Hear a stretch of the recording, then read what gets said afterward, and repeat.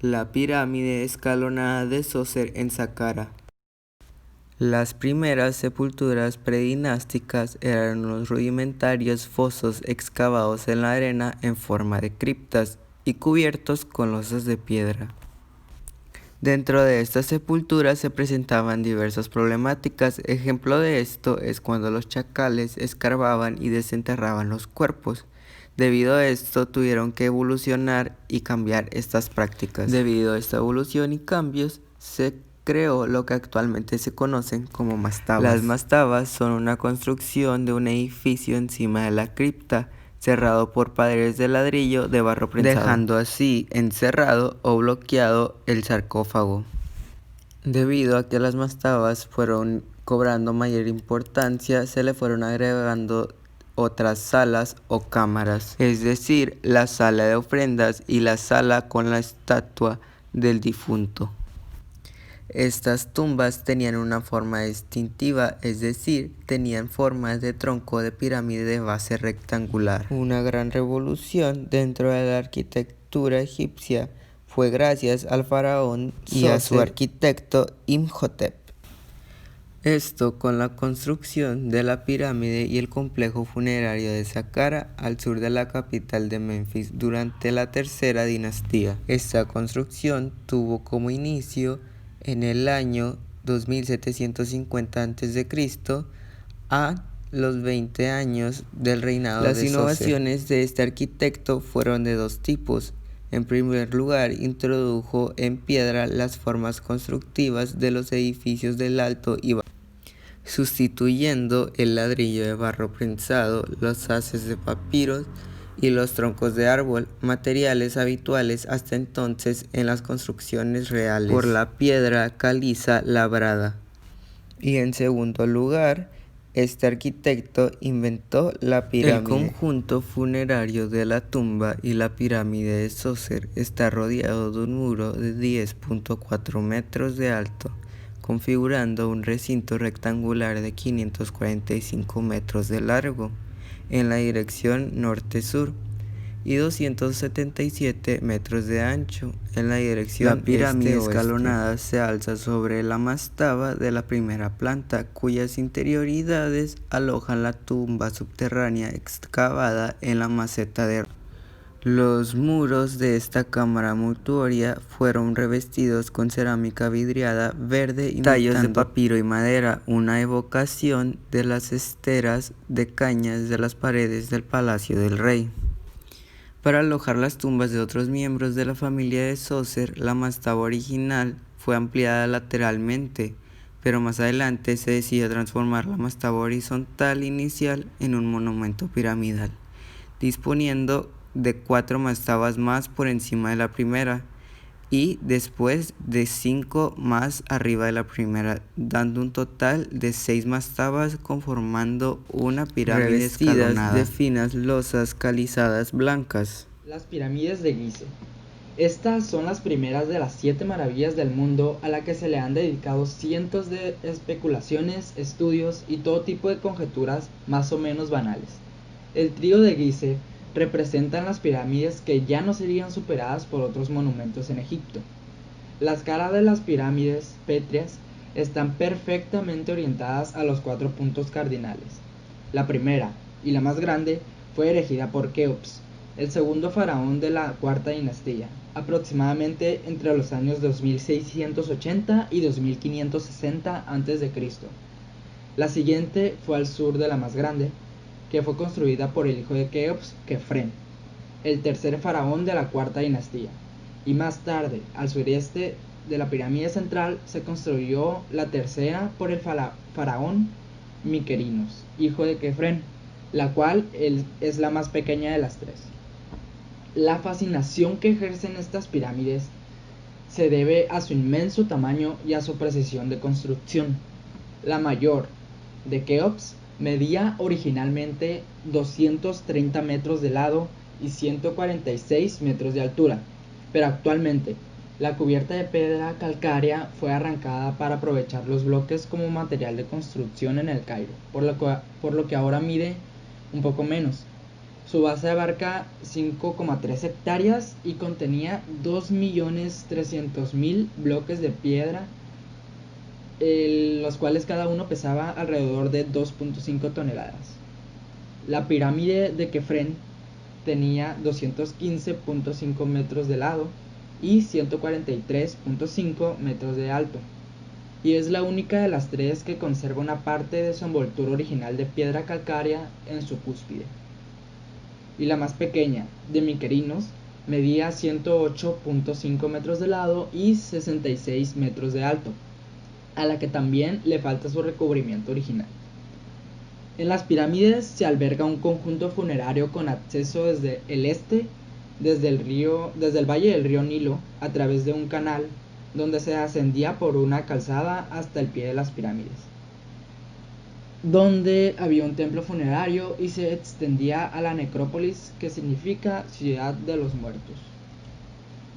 Cuando hablamos de que las pirámides que fueron construidas con piedras de 2,5 toneladas y que éstas fueron transportadas desde el río Nilo hasta la meseta y luego subidas hasta 146 metros de altura, es fácil cuestionarse cómo lo hicieron y para qué.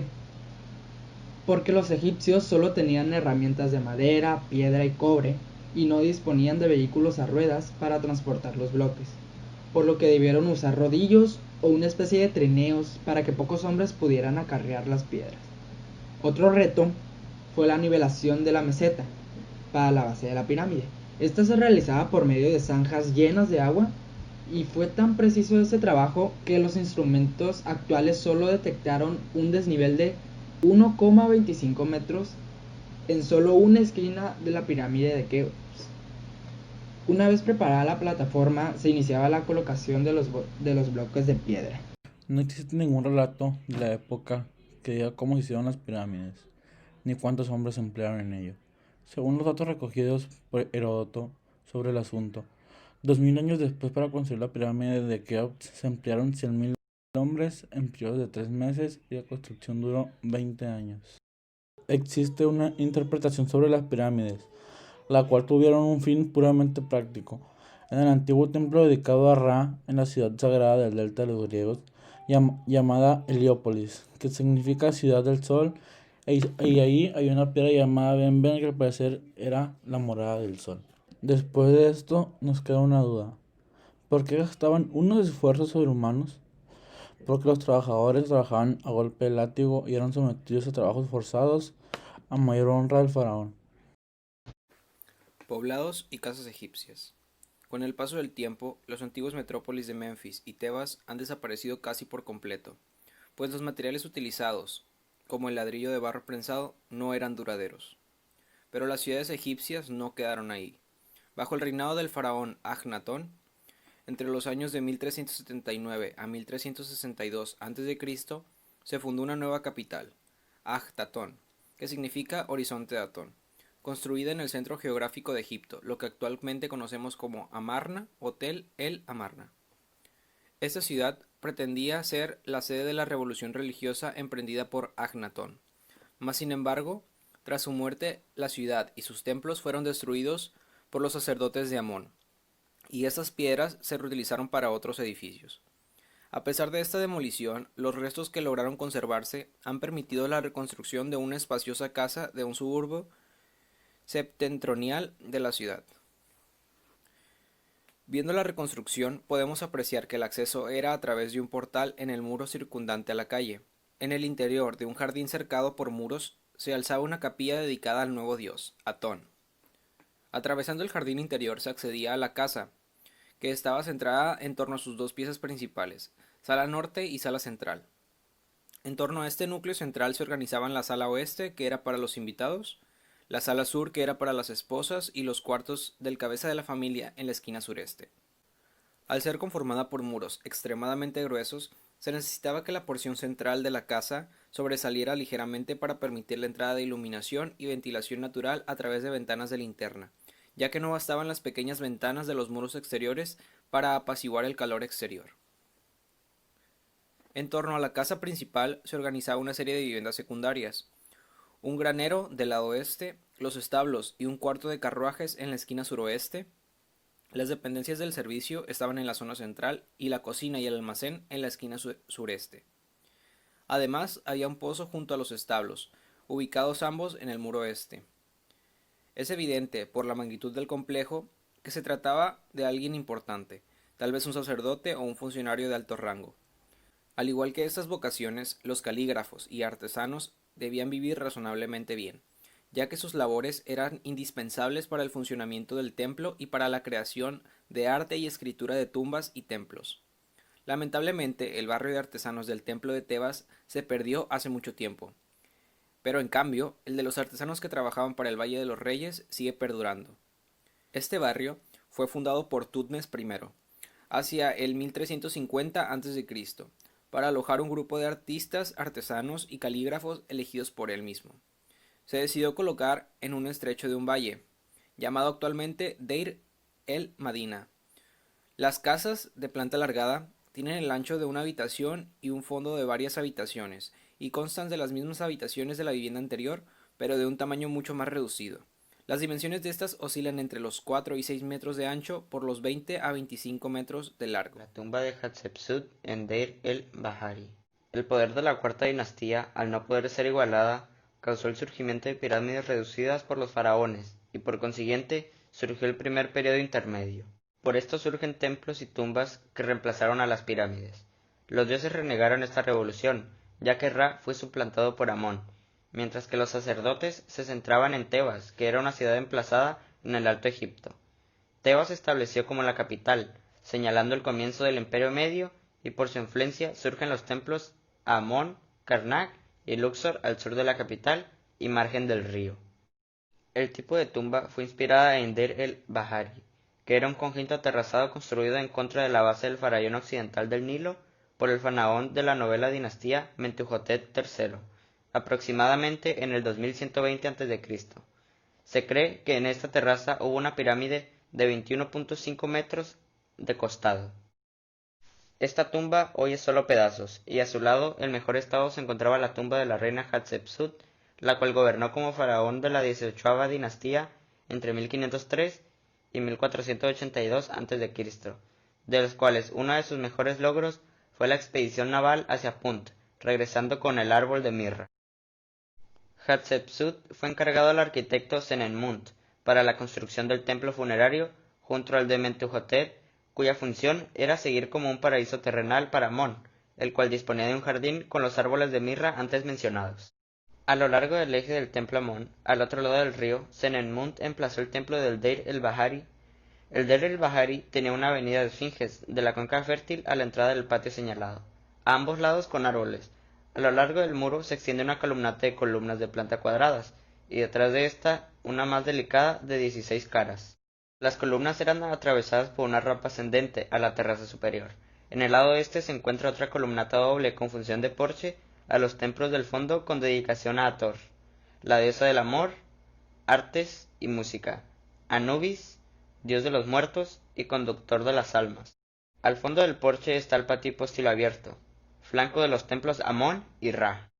Era un modelo antiguo tomado de columnatas abiertas, organización geométrica y espacial, cuya base es la axialidad y ortogonalidad, pero más importante el modo Senenmut, adaptándolo a la naturaleza a la que se integran terrazas en escalonamientos naturales, mientras que en las líneas hechas por las columnatas evocadas por las cavidades de la erosión, al frente de la montaña con una fusión entre la montaña y el templo. Templo de Amón en Karnak. El templo egipcio, el edificio público más importante en la época del Imperio Medio, era mucho más que una iglesia, era también lugar de residencia y adiestramiento para el inmenso aparato burocrático del país.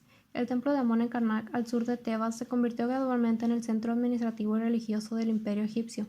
Su carácter de lugar sagrado de importancia local se remonta a la época del Imperio Antiguo, pero a partir de la 10ª dinastía se empezó a adquirir preeminencia, convirtiéndose en el lugar sagrado más importante de todo el país. Justo al sur de Tebas y orillas del Nilo había dos zonas sagradas principales, el templo construido a Amón y otro en Luxor, 1,5 kilómetros al sur del anterior.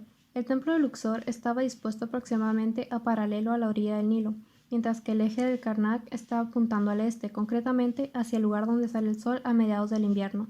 Ambos fueron reemplazados durante la 18ª dinastía y ampliados posteriormente varias veces. Alrededor del conjunto de Karnak se emplearon varios templos más, incluyendo los dedicados a Montu, Mut, Ptah y Khonsu, de menor tamaño. La aproximación se realizaba por una larga avenida jalonada de esfinges que conducía a un pilono de estrada. El pilono estaba coronado por una gola egipcia y tenía unas ranuras en el paramento inclinado. El gigantesco templo de Amón en Karnak sigue este mismo modelo. El núcleo del santuario aparentemente sobrevivió al Imperio Medio. Más adelante, hacia el 1460 a.C., Tumes III rodeó todo el conjunto de una muralla exterior con la adición de cámaras adicionales en la parte posterior del santuario. Hacia 1400 a.C., Amenofis III construyó un pilono de entrada aún mayor, separado 14.5 metros de la fachada existente. Todas las columnas están decoradas con inscripciones y pinturas. En la gran sala de las dos coronas era donde se celebraban las ceremonias de coronación de los faraones. Las construcciones prosiguieron a lo largo de un periodo de más de 1700 años y las dimensiones finales del conjunto son de 366 por 98 metros. La orientación del eje del templo de Karnak hacia el punto en el que nace el sol en el solsticio de invierno evidencia con claridad la conexión con el sol. Esta relación viene confirmada por las descripciones dadas a las partes del templo. Durante casi 3000 años, los constructores egipcios no hicieron sino reafirmar continuamente los pristinos ritmos del sol y del río, preservándolos contra el cambio y manteniendo el mat, el orden recto de las cosas establecido con la creación del mundo.